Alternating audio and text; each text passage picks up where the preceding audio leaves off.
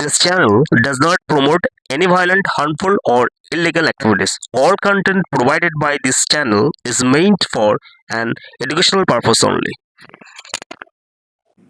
আর ওয়াকআপ নিয়ে আমি আর বলবো না, নতুন করে আমাকে বারবার ডোন্ট ইনসিস্ট মি। ওয়াকআপ আমাদের এখানে কোনো কোশ্চেন নেই। যদি ওয়াকআপ নিয়ে আন্দোলন করতে হয় দিল্লিতে যান, এখানে নয়। বাংলায় আপনাদের কোনো প্রবলেম নেই, বাংলায় আমি আছি, মনে রাখবেন। যদি আপনার কেউ অধিকার কেড়ে নেয়, অধিকার রক্ষা করার গ্যারেন্টি আমাদের, এটা মাথায় রাখবেন। আপনাদের জন্য ডিসিশনটা আমায় নিতে দিন, আন্দোলনটা আমায় নিতে দিন, বলবো না। নতুন করে আমাকে বারবার ডোন্ট ইনসিস্ট মি। ওয়াকআপ আমাদের এখানে কোনো কোশ্চেন নেই। যদি ওয়াকআপ নিয়ে আন্দোলন করতে হয় দিল্লিতে যান, এখানে নয়। বাংলায় আপনাদের কোনো প্রবলেম নেই, বাংলায় আমি আছি, মনে রাখবেন। এইটা নিয়ে আর গুলোগুলি করবেন না, গুলোগুলি করবেন না। যদি করেন সবচেয়ে বড় শত্রু আমি হব। প্লিজ দয়া করে বিজেপির কথা শুনে বা আর কোনো ধর্মীয় সংগঠনের মৌলবাদীদের কথা শুনে को नाम निकाल दिया और बंगाल में भी करने वाला है। अगर करेगा तो घेराव कर्मसूची करेंगे, पूरा घेराव होगा, पूरा आंदोलन होगा। हम नाम काटने नहीं देंगे, हम नाम डालने नहीं देंगे डिटेंशन कैंप में। जो लोगों ने बाहर में है हम उसको छुड़ा के ले आया, हम कोर्ट केस करके छुड़ा के ले आया। अरे जो आईन है आपका, जो না থেকে ধরেছি জানেন, আমাদের সিআইডি, অর্থাৎ লোকাল পুলিশ নয়, বাগডোগরা দিয়ে পালাচ্ছিল। কতক্ষণ না ঘুরবে ততক্ষণ আন্দোলন চলবে। সরকারের ভূমিকায় খুশি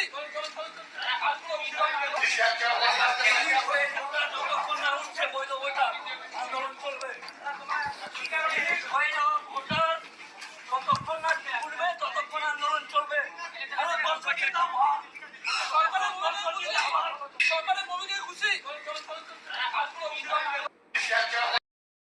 অধিকার দিল যে বাংলার একজন নাগরিককে, একজন দেশপ্রেমিককে, একজন এশিয়ার বিরোধী আন্দোলনের নেতাকে এইভাবে মেলাইন করে বলা, যে গন্ডগোল দাঙ্গা লাগাতে এসেছিল। কিন্তু তারপর মুখ্যমন্ত্রী যে কথাগুলো বলেছেন, লজ্জায় মাথা হেঁট হয়ে যাচ্ছে। বাংলা রাতারাতি বেনাগরিক হতে চলেছে, বাংলার লুট হয়ে যাচ্ছে, সমাজ ব্যবস্থা পাল্টে যাচ্ছে। আমাদের মুখ্যমন্ত্রী পাল্টাননি থেকে তার কানের কাছে ফুসফুস ফুসফুস ফুসফুস করে কিছু দালাল কথা বলতো। সেই দালালদের কথাগুলো শুনে তিনি ওর কিছু নোংরা কথাগুলো বলেছেন, ভয়ঙ্কর কথাগুলো বলেছেন। ওটা উনি বলতে পারেন না, পারেন না, পারেন না, ওর কোনো অধিকার নেই। আপনার পার্টিতে আজকে বিজেপি, কালকে তৃণমূল, কালকে তৃণমূল, আজকে বিজেপি লেগেই আছে। আবার আপনার তৃণমূলের নেতা মন্ত্রী, আবার ভিতরে ভিতরে আরএসএস বিজেপি। এ তো অনেক। সবচেয়ে কষ্ট আমাদের লাগলো যখন মুখ্যমন্ত্রী বলছেন যে এনআইএ এর হাত থেকে, আমি আগে সিআইডি আমার দায়িত্বে আছে, কোনো দায়িত্ব আমার নেই, সিআইডির দায়িত্বে আমি যেহেতু আছি, আমি ওদের গ্রেপ্তার করেছি। ভালো করেছেন, ভালো করেছেন। কারণ এইভাবেই মবের হাত থেকে পুলিশ সরিয়ে নিয়ে যায়, এটা একটা টেকনিক। সিআইডি যদি কতক্ষণ না ঘুরবে ততক্ষণ আন্দোলন চলবে। সরকারের ভূমিকায় খুশি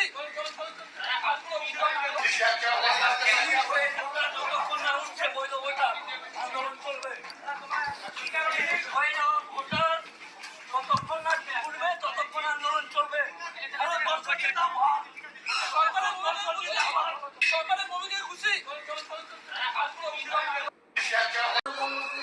সদস্য মমতা বন্দ্যোপাধ্যায়ের মামার বাড়ি হচ্ছে বীরভূম।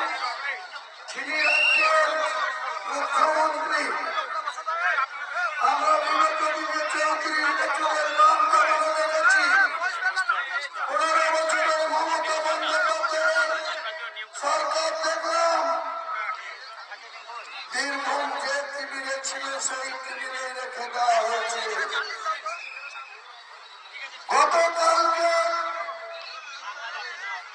এআই করে একটা ভিডিও প্রকাশ করেছে বাংলার মুখ্যমন্ত্রী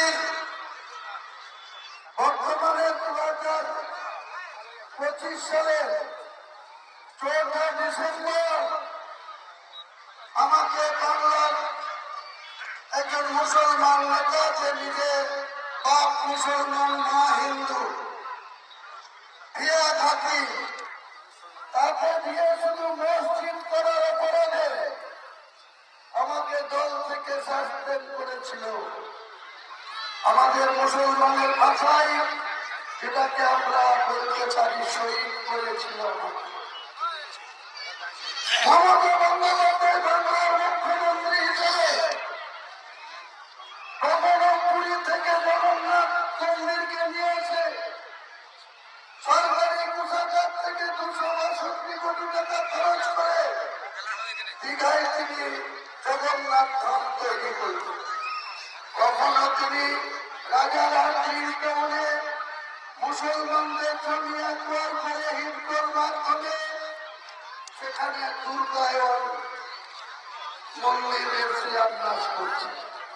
কখনো তিনি শিলিগুড়িতে মহাকাল মন্দিরের যেখানে স্টেডিয়াম করার কথা ছিল, সেখানে তিনি মহাকাল মন্দিরের শিলান্যাস করছেন।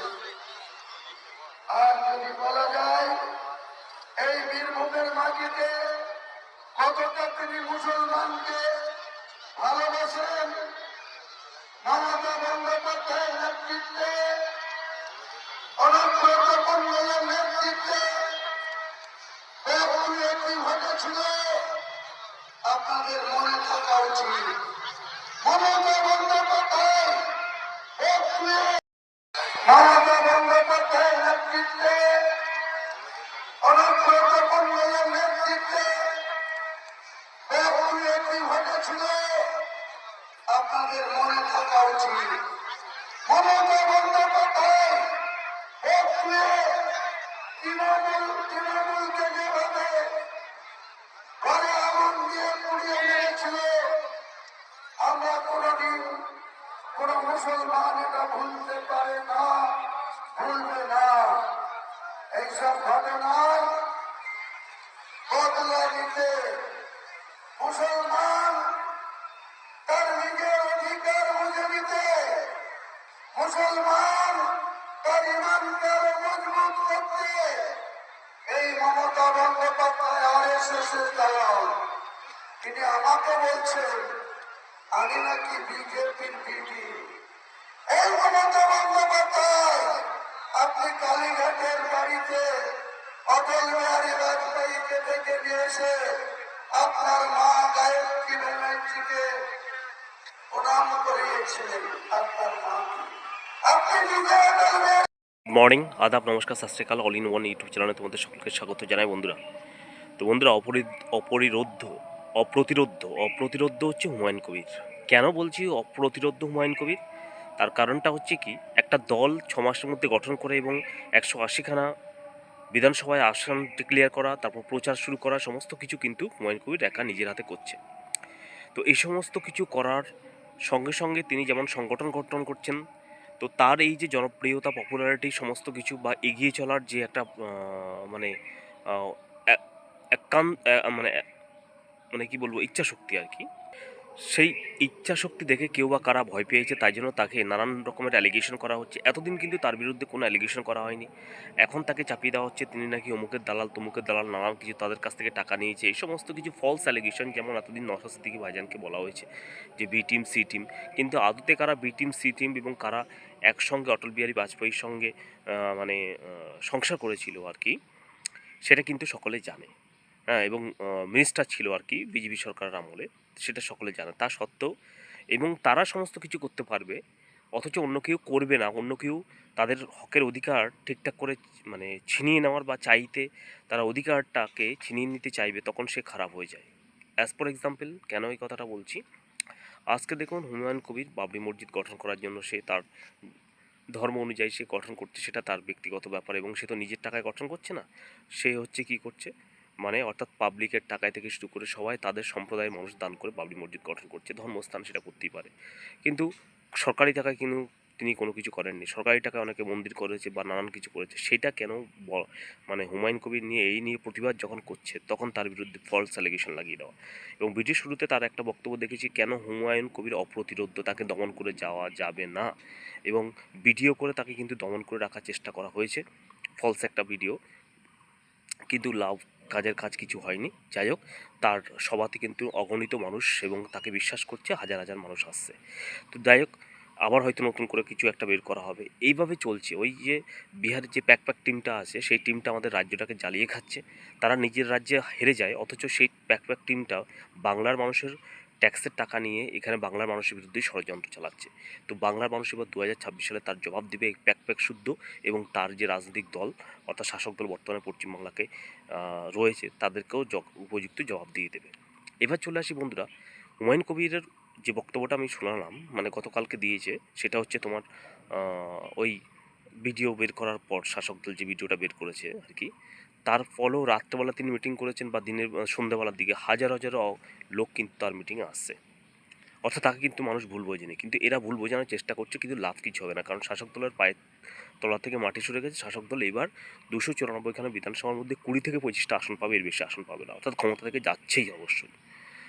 তো এবার একটা কথা বলি বন্ধুরা, সেটা হচ্ছে কি, দেখো বকটুয়ে যে কাণ্ডটা ঘটেছে, হুমায়ুন কবির মহাশয় সে তার বক্তব্যের মধ্যে দিয়ে তুলে ধরেছেন কালকে বীরভূমের একটা জায়গায়। শাসক দল কী করেছিল বললাম না, ওই একটা কথা আছে যে কাটা দিয়ে কাটা তোলা, সেটাই চেষ্টা করে যে সংখ্যালঘু ভাই বোনদেরকে সাপ্রেস করে রেখে দমিয়ে রাখার চেষ্টা করা হচ্ছে, তারা ঠকছে একটাই ভয় দেখিয়ে। এই সমস্ত কিছু করে আজকে সংখ্যালঘু ভাই বোনদের, যেমন বলেছিল এখানে যে রাজ্যে মাননীয়া তিনি ওয়াকফ চালু করতে দেবে না, এসআইআর করতে দেবে না, সমস্ত কিছু চালু হলো। তো ভিডিওর প্রথমে তোমাদেরকে দেখালাম যে তিনি নিজে বলেছেন ওয়াকআপ চালু করতে দেবে না, এসআই চালু করতে দেবে না, কিন্তু তিনিই এই রাজ্যে সমস্ত কিছু চালু করে দিলেন। অথচ আজকে সংখ্যালঘু ভাই বোনরার অধিকারের জন্য যিনি লড়াই করছেন, হুমায়ুন কবির থেকে আসাউদ্দিন ওয়াসির থেকে নওশাদ সিদ্দিকী ভাইজান, তাদের বিরুদ্ধে একটা ফলস এলিগেশন দেওয়া হচ্ছে, অর্থাৎ কোনো সংখ্যালঘু নেতা উঠতে দেওয়া যাবে না।